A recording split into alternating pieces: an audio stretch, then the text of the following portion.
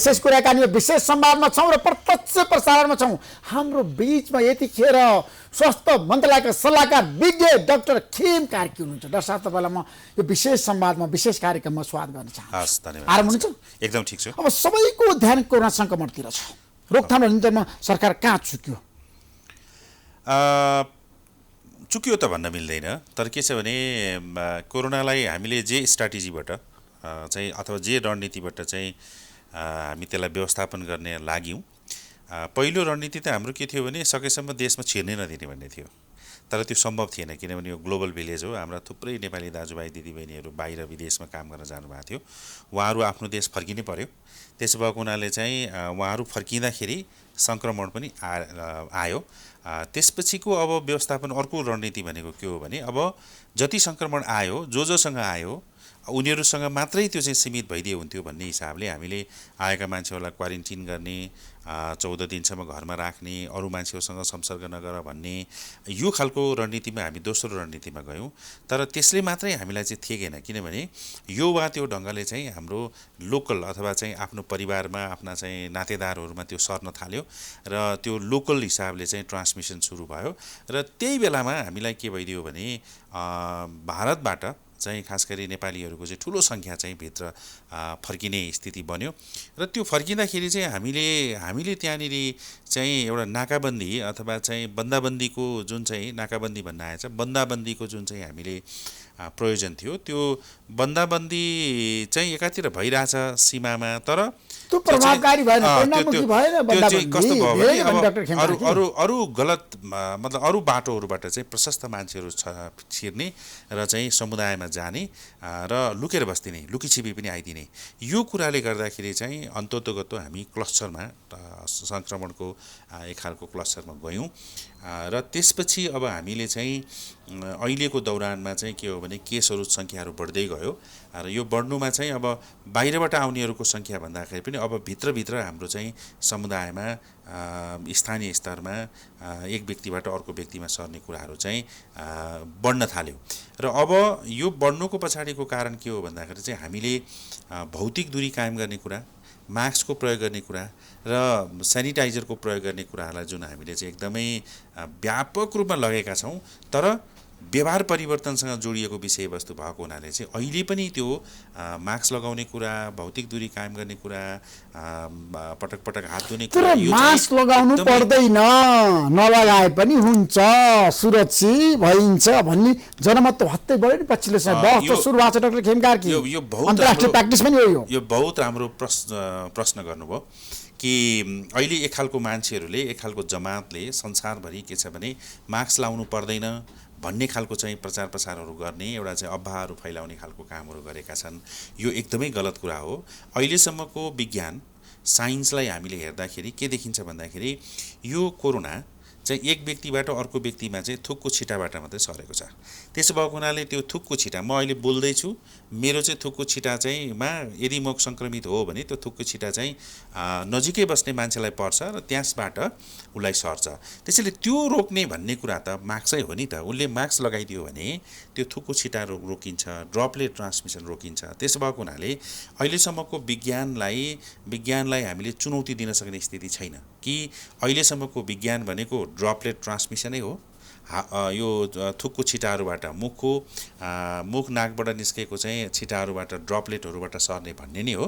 त्यसलाई रोक्नको लागि मास्क लगाउनुभन्दा अर्को उत्तम उपाय छैन। त्यसो भएको हुनाले यो भ्रमको पछाडि नलागिकन सबैले चाहिँ हामी सार्वजनिक स्थलहरूमा जाँदाखेरि, अर्को व्यक्तिहरूलाई भेट्दाखेरि मास्क लगाउँ र भौतिक दूरी कायम गरौँ। तर तपाईँलाई थाहा छ अमेरिकाको राष्ट्रपतिले स्पष्ट रूपमा भन्नुभयो त हो, त्यसैले उहाँ नम्बर 1 देशमा परिराख्नु भयो नि त अहिले पनि। मास्क नलगाउनुहोस्, मास्क लगाउनु हुँदैन भनेर त उहाँले सुरुवात गर्नुभएको नि त। यसको मान्यता त उहाँले अगाडि बढाउनु भएको। उहाँको नतिजा पनि हेर्नु पर्यो हैन, उहाँको देशको नतिजा पनि हेर्नु पर्यो। अहिले पनि सबभन्दा बढी सङ्क्रमित भएको देश कुनै हो भने अमेरिका हो, र सबभन्दा बढी चाहिँ मृत्यु भएको, सबभन्दा बढी चाहिँ सङ्क्रमण भएको, र अहिले पनि मतलब चाहिँ तहस नहस देशका चाहिँ सारा कुना कुनामा चाहिँ सङ्क्रमण बढिराखेको देशको रूपमा चाहिँ अमेरिका चिनिन्छ। भनेपछि उहाँले जे कुराहरू चाहिँ भन्नुभएको छ अथवा यो चाहिँ गलत कुरा हो होइन, विश्व स्वास्थ्य सङ्गठनले ल्याएको चाहिँ यो अब्बा हो भनेर उहाँले भनिराख्दाखेरि, अथवा यो भाइरसलाई चाहिँ उहाँले त चाइनिज भाइरसै भनेर नाम प्रष्टमा भन्नुभएको छ उहाँले त, होइन, WHO भनेको त चाइनाको इसारामा काम गर्छ, WHO ले ल्याएको कोरोना भनेको। त्यसो भए त उहाँको देशमा यो नहुनु पर्ने हो नि त, उहाँ त्यसको विरोधी हो, उहाँले रोक्न सक्नुपर्ने थियो, तर सक्नु भएन नि। त्यस भएको हुनाले यो वा त्यो ढङ्गले भन्दाखेरि पनि यो एउटा भाइरस हो र हरेक चाहिँ एउटा शताब्दीमा एउटा चक्रमा हामीसँग चाहिँ महामारीहरू आइराखेको इतिहास छ र यो 100 वर्षको चक्र पछाडि हामी फेरि एउटा चाहिँ महामारीको चक्रमा आयौँ। हाम्रो पुस्ताले यो भोग्नु पर्यो र हामीले यो भोगिरहेछौँ। त्यसैले हामी यसको चाहिँ एउटा चाहिँ यो समय अथवा चाहिँ यो परिवेशको एउटा चाहिँ जटिल घडीमा हाम्रो पुस्ता छ अहिले। हाम्रो पुस्ता कति सक्षम त हेर्न बाँकी छ नि त डाक्टर खिम कार्की। त्यसैले यो त इतिहासले हेर्ने हो र अहिले जति हामीले काम गरेका छौँ यसको मूल्याङ्कन, यसको चाहिँ मान्छेहरूले चाहिँ यसको बारेमा अनुभवहरू चाहिँ लिने, यो त अब अर्को 100 वर्षको लागि हुन्छ। जसरी अहिले हामीले चाहिँ जे कुराहरू चाहिँ कोरोनाको नियन्त्रणको लागि पनि हामीले काम गरिरहेछौँ, यो अनुभव भनेको आजभन्दा 100 वर्ष अगाडि 1918-20 को चाहिँ पिरियडमा जति बेला चाहिँ स्पेनिस फ्लू भन्ने चाहिँ संसारभरि 5 करोडभन्दा बढी मान्छेहरूको मृत्यु भएको चाहिँ जुन फ्लू थियो, त्यसबाट जे अनुभव विश्वले लिएको छ त्यही अनुभवको आधारमा, त्यही ज्ञानको आधारमा अहिले हामी पनि महामारी नियन्त्रण गर्न खोजिरहेछौँ। त्यसैले यो त के हो भने एउटा सिकाइ हो र लामो समयसम्म विश्वमा हामीले गरेका चाहिँ कमजोरी, हामीले गरेका गल्ती अथवा हामीले गरेका राम्रा कुराहरूबाट विश्वले सिक्दै जाने हो र अर्को महामारीको लागि तयारी गर्ने हो। त्यसैले अब यो त नयाँ खालको चाहिँ प्रकृतिको चाहिँ समस्या हो र नयाँ खालको ढङ्गले आइराखेको छ। यसमा चाहिँ यो यही नै गर्ने पर्छ भन्ने खालको कुराहरूमा हामी चाहिँ निश्चित नभइरहेको बेलामा अहिले हामीसँग भएको ज्ञान चाहिँ के हो भन्दाखेरि यही 3टा चिज हो। मास्क लगाउनुपर्छ, भौतिक दूरी कायम गर्नुपर्छ र बेला बेलामा चाहिँ हात धुनुपर्छ अथवा चाहिँ सेनिटाइजरको प्रयोग गर्नुपर्छ। योभन्दा अर्को चाहिँ एकदमै उत्तम खालको चाहिँ विज्ञान हामीसँग अहिलेसम्म विकास भइसकेको छ। जस्तै अमेरिकामा एउटा बहस भयो, युरोपमा हुन थालेको छ WHO को बारेमा। WHO ले चाहिँ कोरोना ल्यायो विश्वव्यापी रूपमा भनेर अमेरिकाले भन्यो, युरोपले पनि भन्न थालेको छ। अब नेपालमा पनि बहस सुरु भएको छ। वर्तमान सरकार भनेको, स्वास्थ्य मन्त्रालय भनेको WHO को इसारामा चलेको छ, त्यो सही हो? यो तपाईँले एकदमै यो प्रश्न उठाइदिएर मलाई सजिलो बनाइदिनु भएको छ। धेरै धेरै धन्यवाद त्यसको लागि। WHO भनेको विश्व स्वास्थ्य सङ्गठनको यहाँले चाहिँ विधान हेर्नुभयो भने WHO भनेको विश्वका देशहरूलाई चाहिँ यो प्राविधिक विषयमा, स्वास्थ्यसँग सम्बन्धित प्राविधिक विषयमा चाहिँ सहयोग गर्ने एउटा चाहिँ टेक्निकल एजेन्सी हो र यो हाम्रो सरकारलाई सहयोग गर्नको लागि WHO को कन्ट्री अफिस हामी कहाँ छ। यो सरकारले जे भन्छ त्यो कुरामा उसले सहयोग गर्ने हो। WHO ले भनेको कुरा सरकारले मान्ने होइन कि सरकारले भनेका कुराहरूमा, सरकारका आवश्यकताहरूमा, स्वास्थ्यका विभिन्न आवश्यकताहरूमा हामीले चाहिँ माग गरेको यो चाहिँ तपाईँले टेक्निकल चाहिँ सल्लाह सुझाव हामीलाई दिनुस् भन्ने हिसाबमा हामीले जे कुरा माग गर्छौँ त्यही चाहिँ कुरा चाहिँ विश्व स्वास्थ्य सङ्गठनको कन्ट्री अफिसले हामीलाई दिने हो र विश्वव्यापी रूपमा चाहिँ स्वास्थ्यसँग सम्बन्धित आएका नयाँ खालका समस्याहरू अथवा नयाँ खालका प्रविधिहरू, नयाँ खालका चाहिँ ज्ञानका कुराहरूलाई चाहिँ एक्सचेन्ज गर्ने र हरेक देशलाई चाहिँ एउटा चाहिँ उन्नत सक्षम यो चाहिँ वैज्ञानिक स्वास्थ्यसँग सम्बन्धित वैज्ञानिक कुराहरू चाहिँ एक देशबाट अर्को देशहरूमा चाहिँ सेयर गर्ने र सक्षम बनाउँदै जाने कुराहरूमा चाहिँ टेक्निकल एजेन्सीको रूपमा यसले काम गर्ने हो। यसले कुनै पोलिटिकल इन्टरफियर गर्ने होइन, राजनीतिक यसको चाहिँ यो इन्टरफियर अथवा राजनीतिक ढङ्गले यो चाहिँ प्रयोग हुने होइन। त्यसैले चाहिँ WHO भनेको त एउटा विशुद्ध प्राविधिक संस्था हो र यसले नेपालमा हस्तक्षेप गरेको छैन स्वास्थ्य क्षेत्रमा। आफ्नो इन्ट्रेस्टमा, आफ्नो एजेन्डामा तपाईलाई हिँड्नको लागि दबाब दिएको छैन WHO ले। संसारमा चाहिँ एउटा यस्तो एजेन्सी हो जसले चाहिँ कुनै पनि देशलाई हस्तक्षेप गर्दैन, कुनै पनि देशलाई चाहिँ उसले चाहिँ प्रभाव पार्न चाहँदैन। उसले त्यो देशको आवश्यकता अनुसार, त्यो देशको चाहिँ स्वास्थ्यका आवश्यकता अनुसार प्राविधिक रूपमा त्यो देशले मागेको आधारमा चाहिँ उसले सहयोग गर्ने। तर तपाईलाई थाहा छ नि त, अमेरिकाको राष्ट्रपतिले भन्नुभयो चीनको इसारामा चलेको छ, चीनले नै कोरोना बनायो र WHO ले मान्यता दियो। अब यो गलत कुरा हो। कसरी र अब यो अमेरिकाले भनेको तपाईँ नमान्ने आज? अब यो अमेरिकाले भन्यो भन्दैमा चाहिँ अमेरिकाले भनेका कुरा चाहिँ राजनीतिक पूर्वाग्रहबाट अथवा चाहिँ अरू कुनै चाहिँ त्यसको चाहिँ बेस नभएका, पछाडि आधार नभएका जसको वैज्ञानिक आधार हुनु पर्थ्यो नि त। यदि कोरोना चाहिँ चाइनामै बनाइएको हो भने अथवा चाहिँ यो चाहिँ बायो टेरोरिजमको हिसाबले बनेको हो भने त्यसका केही आधारहरू उसले प्रस्तुत गर्नु पर्यो। यो आरोप मात्रै लगाएर भएन। त्यसैले कोरोना कसरी चाहिँ आयो, मानव जातिमा कसरी आयो भन्ने कुराहरूको बारेमा त अनुसन्धान गर्नको लागि त चाइनाले चाहिँ विश्वव्यापी रूपमा आह्वान गर्यो नि, विभिन्न खालको वैज्ञानिकहरू, प्राविधिकहरू तपाईँहरू आउनुहोस् र यो कसरी चाहिँ ओरिजिन भयो, कसरी चाहिँ यो चाहिँ उत्पत्ति भयो भन्ने कुराहरूको बारेमा चाहिँ खोज अनुसन्धान गर्नुहोस् भनेर त चाइनाले त ओपन गरिदियो त। त्यसकारणले गर्दाखेरि चाइना आफैले पनि त्यसको चाहिँ खोज अनुसन्धान गरिरहेछ र विश्वका अरू मुलुकहरूका वैज्ञानिकहरू, संस्थाहरू, अमेरिकाकै संस्थाहरूलाई पनि उसले चाहिँ आह्वान के गरेको छ भने यो कसरी उत्पत्ति भएको भन्ने कुराहरूको बारेमा खोजी गर्नुहोस् भनेको छ। खोजी गर्नुपर्छ। खोजी गर्नको लागि नेपाल सरकार पनि तयार हुनुपर्छ। मेरो आग्रह के छ भन्दाखेरि डब्ल्युएचओले एउटा कुरा भनेको छ, तपाईँहरूलाई मापदण्ड बनाएको छ, तपाईँहरू काम गर्नुहुन्छ, आजको आवश्यकता पनि हो। डब्ल्युएचओ भनेको विश्व ठुलो संस्था हो भनेर तपाईँले भनिदिनु भएको छ, सबैले मानेको छैन उसको मापदण्डलाई। अब उसलाई स्वास्थ्य क्षेत्रमा उसको मापदण्ड हामीले चाहिँ किन मान्छौँ भनेर भन्दाखेरि उसले बनाएका मापदण्डहरू चाहिँ अध्ययन अनुसन्धानको आधारमा उसले चाहिँ विश्वमा भएका सबै चाहिँ ज्ञानहरू, अनुभवहरू र चाहिँ वैज्ञानिकहरूले गरेको अध्ययन अनुसन्धानको आधारमा बनाएका गाइडलाइनहरू त सबैले मान्नु पर्यो नि, हैन? त्यो त कि चाहिँ हामी यो चाहिँ यो विश्वबाटै हामी चाहिँ छोड्नु पर्यो, होइन भने विश्वमा भएका सबै ठाउँका यो वा त्यो भन्दैन विश्व स्वास्थ्य सङ्गठनले, सबै ठाउँका सबै देशका वैज्ञानिकहरू, त्यहाँको ज्ञान, त्यहाँको चाहिँ वैज्ञानिक तथ्यहरूलाई चाहिँ एक ठाउँमा सङ्कलन गरेर त्यो इभिडेन्सेसको आधारमा चाहिँ उसले नीति बनाउँछ, उसले गाइडलाइन बनाउँछ, प्रोटोकलहरू बनाउँछ। यस्तो गर्दा ठिक हुन्छ भनेर भन्छ, देश सुहाउँदो गरी प्रयोग गर्नुहोस् भन्छ। त्यसैले उसले बनाएका प्रोटोकलहरू, उसले बनाएका गाइडलाइनहरूलाई हामीले देशको परिस्थिति अनुसार सुहाउँदो गरी हामीले प्रयोग गर्छौँ। त्यसैले यो विशुद्ध मैले अघि भने टेक्निकल एजेन्सी हो र उसले प्राविधिक रूपमा हामीलाई सहयोग टेक्निकल एजेन्सी हो डब्ल्युएचओ भनेको। यो त्यसमा दुई मत छैन। तर हाम्रो देशमा कोरोनाको सङ्क्रमणबाट मान्छेको मृत्यु भइरहेछ। मृत्यु त हुन्छ। तपाईँहरू छ नि त्यो मृतक मान्छेको छ नि अङ्गहरू पनि निकाल्नुहुन्छ अरे, आँखा पनि निकाल्नुहुन्छ अरे, किन बाहिर चर्चा सुरु भएको छ? तपाईँले एकदमै राम्रो प्रश्न गरिदिनु भयो मेरो लागि।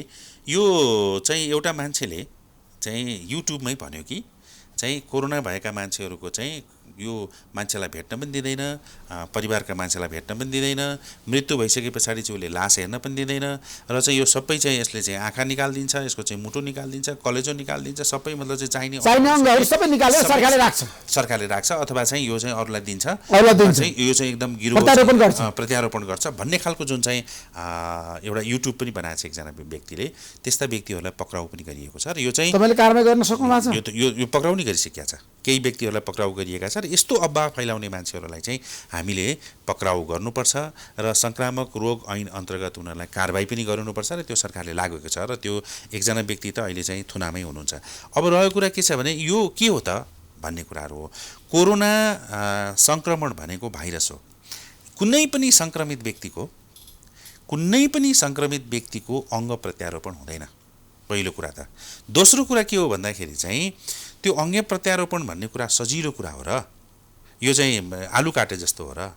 यो त त्यो लिने दिने सारा मान्छेहरू त्यसको प्राविधिक त्यसको चाहिँ सारा चिजहरू छ नि।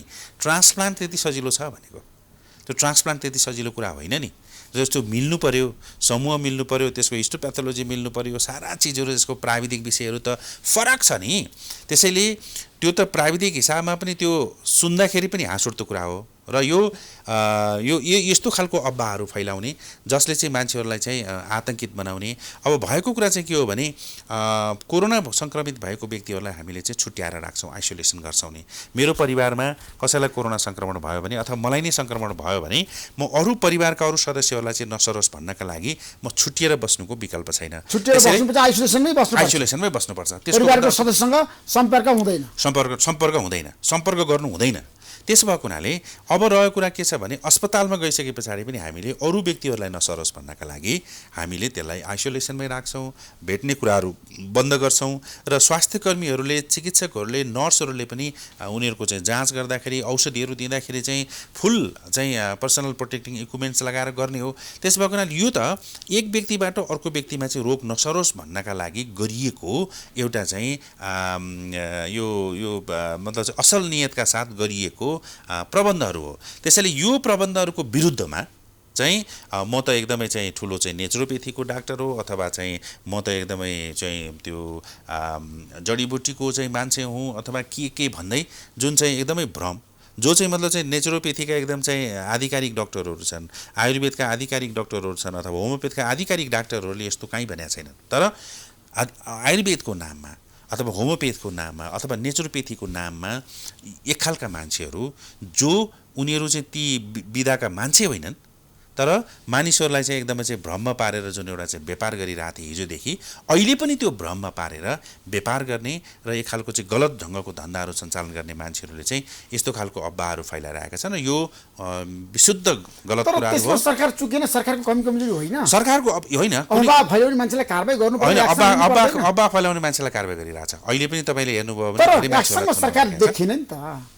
अहिले पनि एकजना व्यक्ति चाहिँ म नेचुरोपेथीका डाक्टर हुँ भनेर उसले जुन युट्युब बनाएको छ ती व्यक्तिहरूलाई चाहिँ सरकारले पक्रेर र चाहिँ उसलाई चाहिँ थुनामा राखिएको छ। त्यसो भएको हुनाले अब यस्तो अफवाह फैलाउने, गलत कुराहरू फैलाउने मान्छेहरूलाई चाहिँ सरकारले चाहिँ खोजी गर्ने र उनीहरूलाई चाहिँ यो प्रचलित कानुनको चाहिँ दायराभित्र ल्याएर कारबाही गर्ने कुराहरूमा चाहिँ सरकार लागेको छ र सरकारले धेरै कुराहरू गरेको छ। यसको बारेमा प्रचार जस्तो यो चोर पक्रियो अथवा केही पक्रियो भने त्यसलाई चाहिँ जसरी पुलिसले सार्वजनिकरण गरिरहेछ नि त्यस्तो सार्वजनिक नगरेको मात्रै, तर यस्तो अफवाह फैलाउने मान्छेहरूलाई धेरैलाई पक्रेर। त्यसो भए मलाई के बताउनुहोस् भन्दाखेरि अहिले जनता जान्न चाहन्छन्, तपाईँहरूले पिसिआर टेस्ट धेरै गर्नुभयो तर परिणाम देखिएन, अब यसलाई बन्द गर्नुपर्छ, विकल्पहरू खोज्नुपर्छ भन्ने बहस सुरु भएको छ नि डाक्टर खेमकार्की। अब यस्तो छ, पिसिआर टेस्टले त के हो भने सङ्क्रमण छ कि छैन भनेर पत्ता लगाउने हो होइन।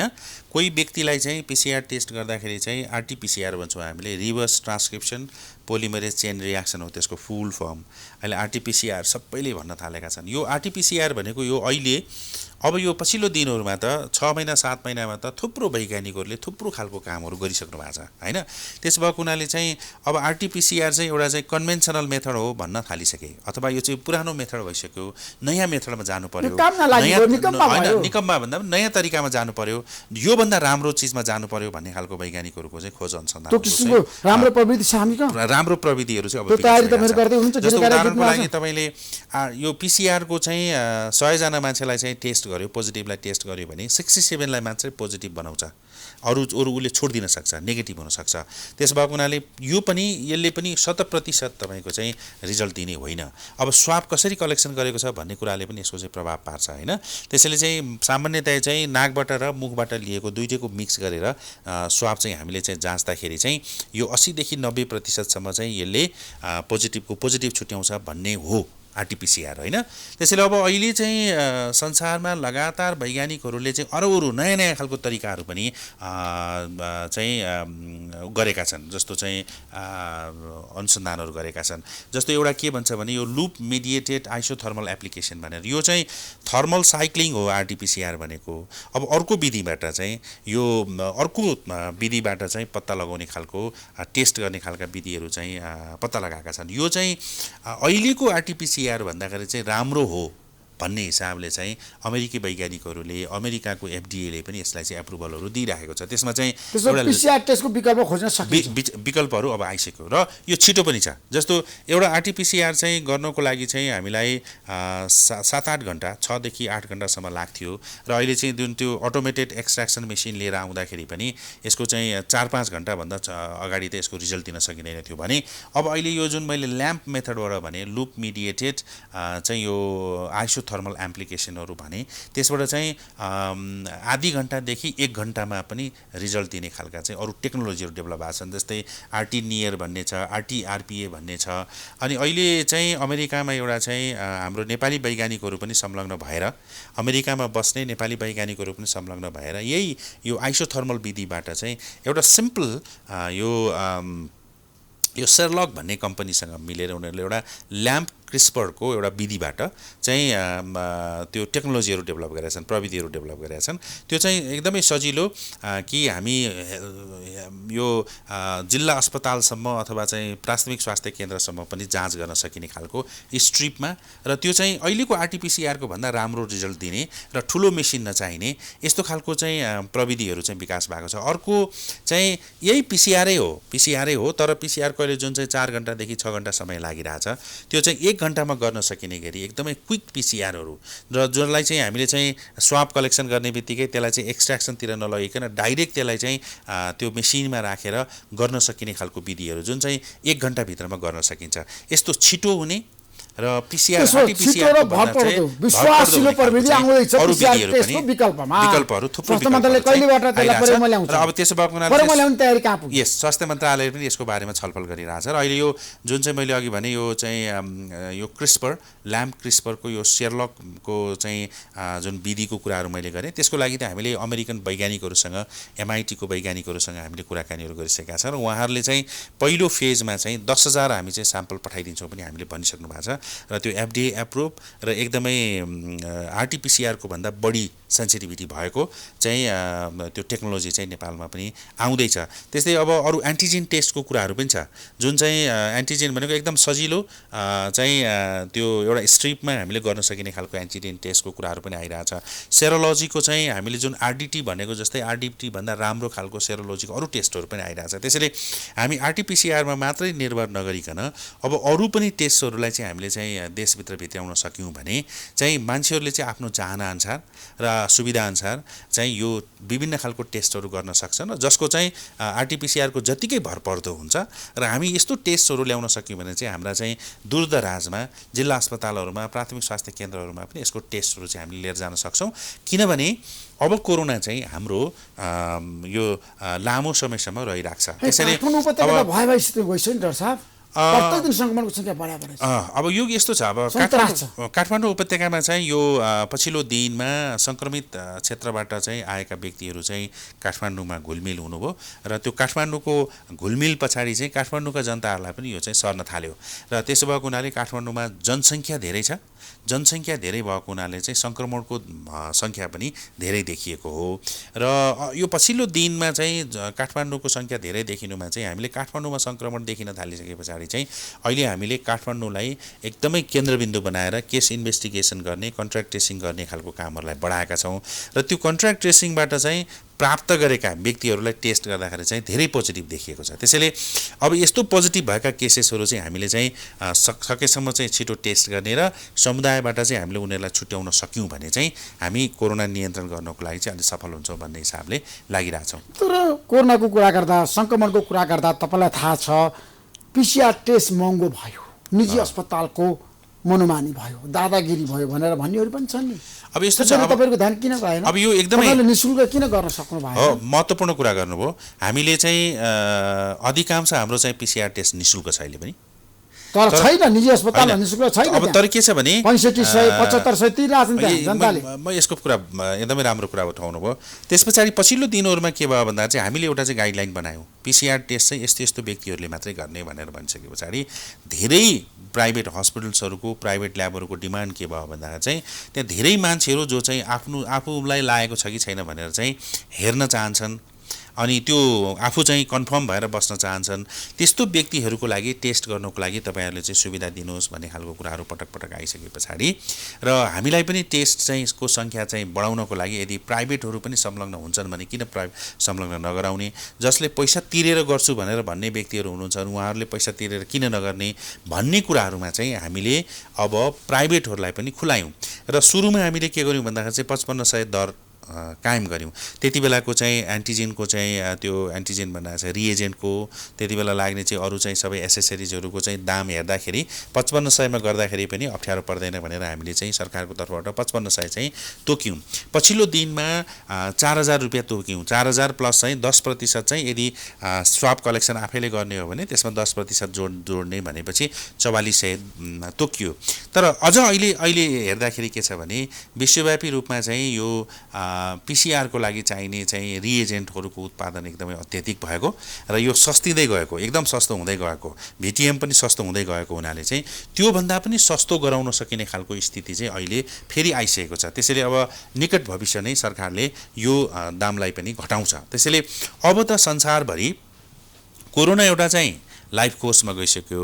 कोरोना हाम्रो चाहिँ जीवन सँगसँगै अब चाहिँ कोरोनासँगै हामी बाँच्नुपर्छ, लिभ विथ कोरोना भनेर हामीले जानुपर्छ। त्यसो भएको हुनाले चाहिँ कोरोनालाई चाहिने खालका सामग्रीहरू पनि अब एकदमै सस्तिएर गएको छ, प्रशस्त प्राप्त हुन थालेको छ र यसमा चाहिँ अब विभिन्न खालको डाइभर्सिफिकेसन भनौँ न, कोरोनाको टेस्टको डाइभर्सिफिकेसनहरू भइरहेछ र कोरोनाको लागि चाहिँ भ्याक्सिनको ट्रायलहरू भइरहेछ। भ्याक्सिन आउँछ डाक्टर साहब, तपाईँलाई विश्वास छ? विश्वव्यापी रूपमा बहस मात्रै भएको छ तर आउने आधार छैन, परीक्षण सफल भएको छैन डाक्टर खेमका। अब यस्तो छ, परीक्षणको कुरा चाहिँ के छ भने यसको त यो लामो परीक्षणबाट आउने कुराहरू हो। त्यसैले अहिले केही भ्याक्सिनहरू चाहिँ फेज 3 को ट्रायलमा, कि फेज 3 को ट्रायल भनेको अलिकति धेरै जनसमुदायहरूमा चाहिँ लगाउने खालको ट्रायल हो। यसको रिजल्ट आउनको लागि यसको चाहिँ के छ भने न्युट्रलाइजिङ एन्टिबडिजहरू चाहिँ डेभलप भयो कि भएन र हेर्नको लागि चाहिँ केही समय लाग्छ। कति समय लाग्यो ठ्याक्कै भ्याक्सिन आउनको लागि? यदि हामीले चाहिँ अब यो भ्याक्सिनको ट्रायलमा हामी चाहिँ सहभागी बन्यौँ भने एकदम छिटो आउँछ, किनभने फेज 3 को ट्रायल गर्ने भनेर भनेको चाहिँ अलमोस्ट भ्याक्सिन तयार भइसकेको र त्यसको चाहिँ रेयर साइड इफेक्टहरू अथवा चाहिँ कुनै कुनै खालको चाहिँ साइड इफेक्टहरू छ कि छैन र यसको साँच्चै प्रभावकारिता कति छ, इफेक्टिभनेस कति छ भनेर हेर्नका लागि गरिने ट्रायल हो त्यो। त्यसो भएको हुनाले यदि फेज 3 को ट्रायलमा हामी चाहिँ संलग्न हुन सक्यौँ भने र त्यो खालको वातावरण बन्यो भने हामी चाहिँ छिटै नै, जस्तो चाहिँ अक्सफोर्डले बनाउँदै गरेको, रसियन गभर्मेन्टले बनाएको अथवा चाहिँ साइनोभ्याक यो चाइनामा बन्दै गरेको यो 3टा भ्याक्सिनहरू चाहिँ अलमोस्ट रसियाबाट आउला कि चाइनाबाट यसो भन्न सकिँदैन। र अहिले हाम्रो चाहिँ तिनटै चाहिँ भ्याक्सिनको लागि चाहिँ हाम्रो चाहिँ एप्रोच पनि भइरहेछ र उहाँहरूको एप्रोच पनि भइरहेछ। यसमा व्यापक छलफल भइरहेछ। हामीसँग खोपसँग सम्बन्धित ऐन छ, खोपसँग सम्बन्धित चाहिँ हाम्रो चाहिँ नियमहरू छ, त्यसको चाहिँ बैठकहरू बस्ने खालको कुराहरू भइरहेको छ। त्यसैले अब हामीले चाहिँ यो तिनटैलाई एप्रोच गरिराखेकोमा हामी सम्भवतः हामी तिनटैको ट्रायलमा पनि संलग्न हुन सक्छौँ, किनभने त्यो ट्रायलको फेजमा त थोरै पपुलेसनलाई, थोरै जनसङ्ख्यालाई मात्रै यो भ्याक्सिन आउने भएको हुनाले चाहिँ हामी तिनटैलाई पनि संलग्न हुन सक्छौँ र यो चाहिँ यो भविष्यको कुरा भयो, कसरी यसलाई चाहिँ हामीले अगाडि लिएर जाने भन्ने कुराहरू चाहिँ हो। तर खोप बन्छ र औषधिहरूको बारेमा पनि चाहिँ औषधि पनि आउनुपर्छ, खोप पनि बन्नुपर्छ, जनताको साझा। तर त्यो नबनुन्जेलसम्म हामी त्यसबाट जोगिनुको अर्को विकल्प छैन। त्यसो भएको हुनाले चाहिँ जोगिने उपाय अब कसरी जोगिने? ठ्याक्कै सावधानी भनेको मास्क लगाउने मात्रै, अर्को विकल्प मास्क लगाउने हो, भौतिक दूरी कायम गर्ने हो, औषधि छैन। त्यसो भएको हुनाले आज पनि अहिले यहाँ चाहिँ यो इन्टरभ्यूमा आउँदाखेरि पनि मैले बजारमा हेरेँ, मान्छेहरूलाई यो कोरोना आएको जस्तै लागेको छैन। त्यसैले अब त नयाँ जीवन पद्धतिमा बाँच्न सिक्नु पर्यो, नयाँ चाहिँ मतलब चाहिँ व्यवहारहरूमा हामीले चाहिँ ल्याउनु पर्यो, भौतिक दूरी कायम गर्नु। बजारमा चाहिँ सामान किन्न जाँदाखेरि चाहिँ मास्क नलगाइकन बसिरहेछ मान्छेहरू, भिडभाडमा गइरहेछ। बजारमा हिँड्दाखेरि हामी चाहिँ त्यो भौतिक दूरी पनि कायम नगरिकन हामी हिँडिरहेछौँ र सायद घरैबाट चाहिँ निस्किएर होला, बाहिर बसेको होला, मलाई त सर्दैन, मेरो परिवारका सबै मान्छेहरूलाई चाहिँ छैन, मलाई त सर्दैन भनेर भनिरहेछ। ऊ चाहिँ त्यो छिँडीमा बसिराखेको छ, तर त्यो बाटो हिँड्ने मान्छे पोजिटिभ रहेछ भने त उसले सार्न सक्छ नि। त्यसो भएको हुनाले जोसुकै मान्छेहरू पनि घरबाट बाहिर निस्किने बित्तिकै मास्क लगाउने अनि भौतिक दूरी कायम गर्ने र यो हात चाहिँ असाध्यै फोहोर हुन्छ। त्यस भएको हुनाले यो हातले चाहिँ बारम्बार धोइराख्ने र यो हातले चाहिँ मुख छुने, नाक छुने, आँखा छुने काम गर्नु हुँदैन। यति चिजभन्दा अर्को विकल्प छैन। यसैबाट हामीले बच्ने हो। सरकारले जेसुकै गरे पनि हामीले यदि यो चाहिँ हाम्रो व्यवहारमा परिवर्तन गरेनौँ भने हामी यो सङ्क्रमण रोक्न सक्दैनौँ। Thank you so much doctor Khemka, महत्त्वपूर्ण समय दिनु, तपाईँलाई म धेरै धेरै धन्यवाद दिन्छु। हस्त नमस्ते। नमस्ते।